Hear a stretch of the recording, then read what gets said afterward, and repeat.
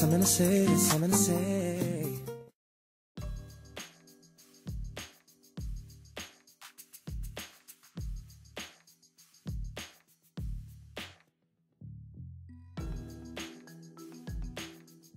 Hey everybody, how's it going? This is Our House 21 and I have a helper this time. My name is Robin. Yep, I got Robin back to help me do a post-mortem video of this wonderful time that I had today with Lamont from Rash United and MyMoe12.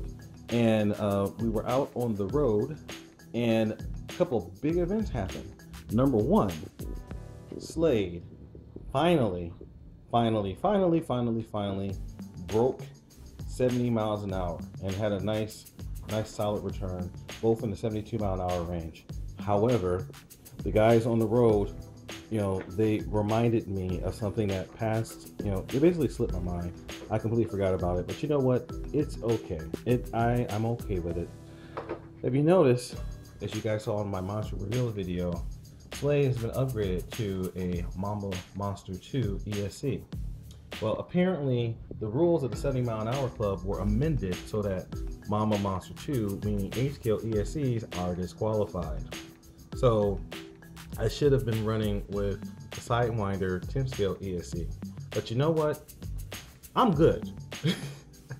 That was a long fought battle, and I proved what I intended to prove, and that was that I could make a rustler, a 5-pound rustler, go 70+ mile an hour without adding 1.5 pounds of weights.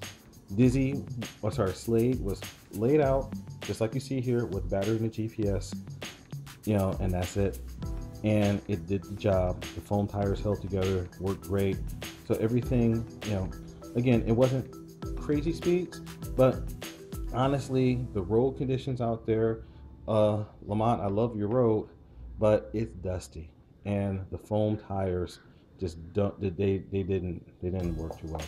So so next time I take these guys out, now the road I usually run is a little bit cleaner, and it's probably going to rain between now and then, so the road surface should be a little bit better. So I'm gonna still stick with the J-Co's on Slade and see how he does. But what's next in store for him? Robin is whispering in my ear. But overall, everything is good. But Slade's going to go under the knife a little bit here. And to do that, now Miss Robin, can you grab the camera for me? All right. So we got this little envelope here. So this right here is another present from our good friends at Boca Bearings. Let's see, Boca Bearing Company. Now, Boca has been a good supporter of my channel, and they make some of the best bearings out there, bar none. So inside this package, you see Boca really liked what I did with Slade. So I should say they really like what I did with Dizzy, and they also like what I did with Slade. So when they saw that Slade was still running the stock practice bearings, they're like, well, can we do something about that? So inside this package here, we have another Boca bearing kit, and these are some new special bearings. These are low drag metal seal on road ceramic bearings. So this is the same set that you use for the 2-wheel drive slash and for the rustlers. And Boca is pretty confident that this bearing set will make Slade a lot cleaner and able to do a little bit more stuff. So again, this is a show you the part number here. So this is their SMR 115C-YZZ-AF2. So basically this is a whole bunch of bearings. So this is going to go completely inside the Slade. So this should cut down Slade's drag a little bit, and as an extra bonus, as you see Robin working her way, trying to get this out of the package. In addition, So in addition, they also provided me this wonderful pit mat, which is stuck inside the envelope. And doesn't want to come out. No, oh, there we go. Wow. Yeah. And it says Boca Bearings. Yeah, Boca Bearings. So with a little globe. And this is kind of cool because if you notice on it, it's got these little indentations here. So it's got these little conversion factors. so that you can go between metric and English levels. It also has these little scales in here. So this is just kind of useful. So if you're doing your work and you need a place to set things, or you need to put a place to put things where they won't roll away. And like right here, where you want to have something you don't want it to go away. It's nice. So, okay, so that's our friends at Boca trying to help out the Slade project. So what's next for Slade? So next, Slade, I'm going to go ahead and do the bearing swap, and then I'm going to repeat the runs. And I'm not going to I'm going to keep all the other settings the same. So Slade has a slipper clutch, it's cranked all the way down. I discovered on the road today that slipper clutches and speed runs are bad. However, Slade's is holding up okay for the 70-mile-an-hour range. So I'm going to leave him in position. But in future, that's probably going to go away. So, but the other issue that I had out on Lamont's Road is that because something's going on out there with the radio frequencies, where my Fly Sky radio, which normally does a bang-up job, it was having major issues. I was losing signal, and I was, I had to run down the road many a times in order to try to retrieve the cars. And it was just, and Lamont mentioned he used to use the same radio on that road, and it did not work. So Lamont's recently upgraded himself to a Futaba, high-end monster racing radio. So he turned to me and said, "Our house, you want a radio?" Like, cool. So he reached in his bag and he handed me what Robin has been so eager to show me here, this guy right here. So this, with a smooth wheel. Yes, it has a smooth wheel. And cool pictures. Yes, and it words. does. So this is Lamont's radio, which I guess is now my radio. And he's got it all hooked up with all of his channel stickers and, well, all of his sponsor stickers and everything on it. So let's go ahead and fire this bad boy up. Awesome. So it's initializing, and there we go. So the full computer controlled radio. And this radio is based upon the Futaba system. It's a Turnigy radio, but it uses Futaba compliant receivers. And he also, out of the kindness of his heart, gave me a couple receivers as well. Now these guys are actually different brands, but they're both compatible. So this right here is, see, I don't see who makes this one, but it's a FHSS 2.4 gigahertz XR 3100 mini. So I'll look up and see who actually makes this. And the next one says FCH1, CH2, CH3, Auto Milk, and DATT. Yeah.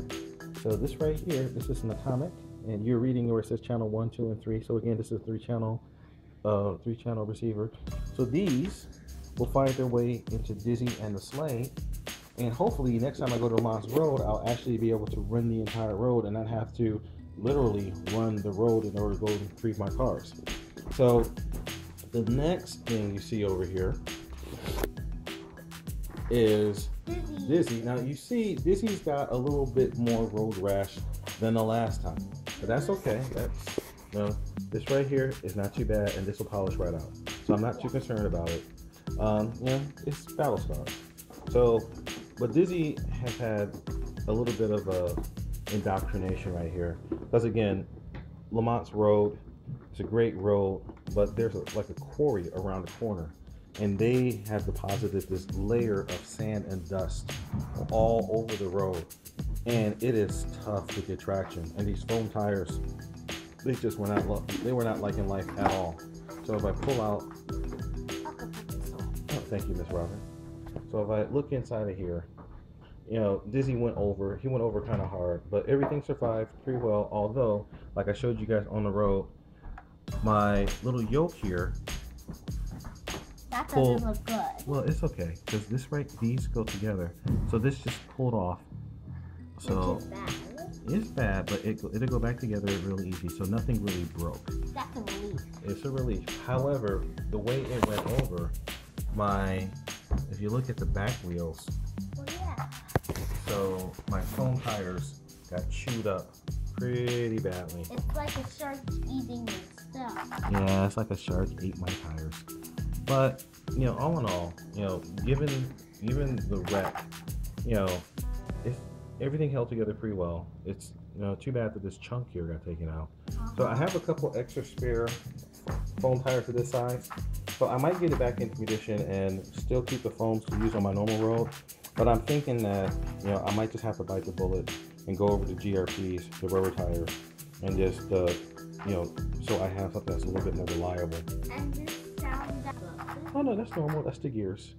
But that did show something else, because while I was flying over here, these guys, or this stuff right here, this is the remains of my slipper clutch. Oh. So this right here. Or that's something you should give to your kids to play with. No, you will definitely not be playing with that. Or But- eating. No eating the slipper clutch.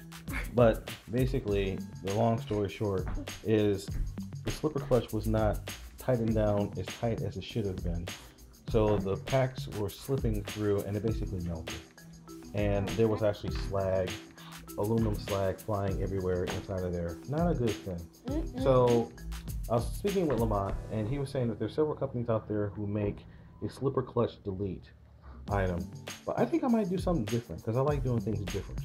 So what I may actually do with this guy is rig up something. So see, doing this one-handed. So thank you, Mr. Robert. So see, this everything's not here, so this isn't going to come together properly.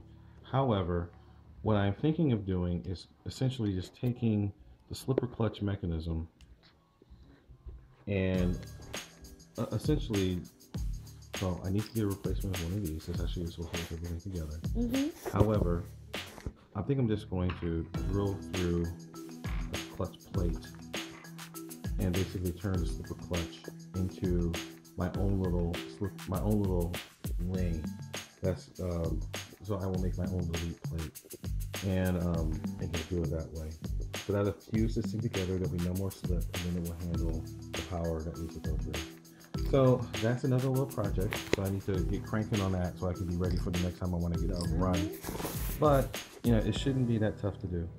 So this is why you have spares. So like I said, I ended up taking out. I had a spare unit, a basher unit that was made for scratch. So he lost his spare.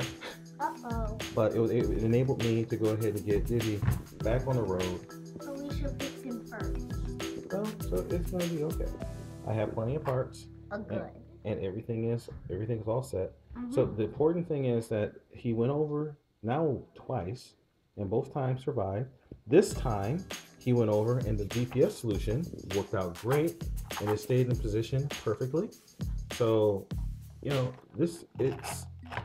it's seeming to come together. Everything. This is why you get out there and why you test, so that you can make things work better. You can make things work harder and make things work more smoothly. So, like I said, fly, fix, fly, break it, fix it, and do it all over again. So I did a lot of braking today, but I also did a lot of good flying. So Slade has finally arrived. Like I said, it's not official, but you know what? It's okay. I'm happy. Slade is in a league of his own. So you'll see Slade go under the knife. You'll see these new bearings go in here, and you'll see me do another set of 70-mile-ish runs. So if we see Slade beat 72 miles an hour, then we know that something good is going on. And with Dizzy, like I said, you're going to see him again because he did not even come close to his potential. I got up to about 75 miles an hour before things got wonky. And the back cars and the back wheels are still fine. Oh yeah. So like I said, I can work around this stuff. So everything's going to be okay. So like I said, you haven't seen the last of these guys. Thanks again to the guys at Boca Bearings for hooking me up. Thank you, Robin. But also, thanks again to the guys at Dollar Hobby. Because yes, and I'm not going to forget. And also thank you to Mr. Lamont of Bashers United for the wonderful radio. This is pretty cool. Although, don't be offended if somebody, like I said, this is cool, dude. So, all right. So our House 21 signing out. There's going to be a lot of videos coming up, you know, with all these runs. But you'll see these guys back together and stronger than ever. All right, our House 21 signing out. Peace. Bye.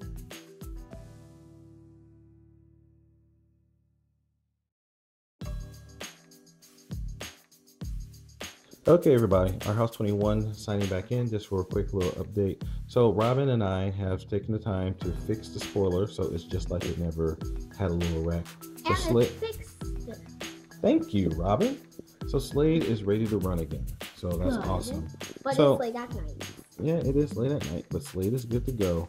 So we're not going to be running right away, but like I said, next time you see Slade, he's going to have the Boca Bearings, new ceramics in there, and we're going to see what he can do. We're going to compare those numbers to the new numbers, and then after we get that all buttoned up, We're going to test it out. well, actually, Slade's going to get a motor upgrade.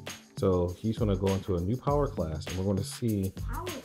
Yep. So he's going to get a much more powerful motor, Cool. and we're going to see if, you know, if it is actually faster than the motor that he's been running so far. All right, our House 21 with Little Robin. Fly, fix, fly. Break it, fix it, do it all over again. Peace.